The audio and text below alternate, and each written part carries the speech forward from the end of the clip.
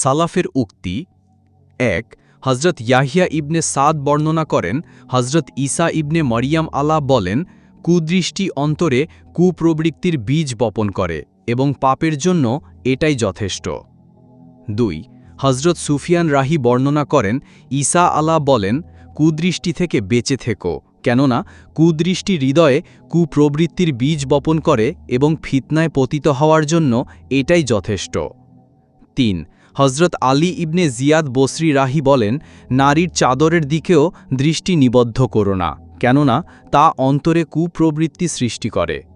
৪ হজরত মালিক বিন রাহি বলেন, একবার হজরত দাউদ নাসিহা স্বরূপ বলেন, হে মুত্তাকিদের জামাত, তোমাদের মধ্যে যারা নিজের জীবন ভালো কাজে কাটাতে চায় তারা যেন পাপ কাজে দৃষ্টিপাত না করে।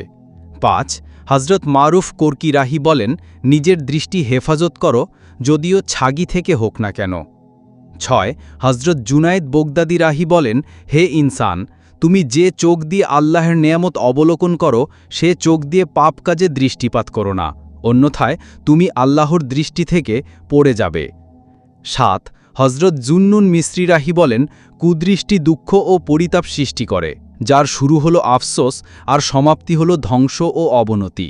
যে ব্যক্তি কুদৃষ্টির পিছু নিল সে নিজেকে ধ্বংসের দ্বার প্রান্তে ঠেলে দিল। ৮ হজরত ইসহাক জনৈক প্রজ্ঞাবান ব্যক্তির মালফুজ উল্লেখ করে বলেন, ভালোবাসা ও উন্মাদনার প্রথম সিঁড়ি হচ্ছে কুদৃষ্টি, যেমন অগ্নিস্ফুলিঙ্গ হয়ে থাকে ছোট কয়লা থেকে। ৯ আল্লামা ইবনুল জৌজি রাহি বলেন, কুদৃষ্টি থেকে বেঁচে থাকো, কেননা তা সমূহ বিপদাপদের কারণ হয়ে দাঁড়ায়।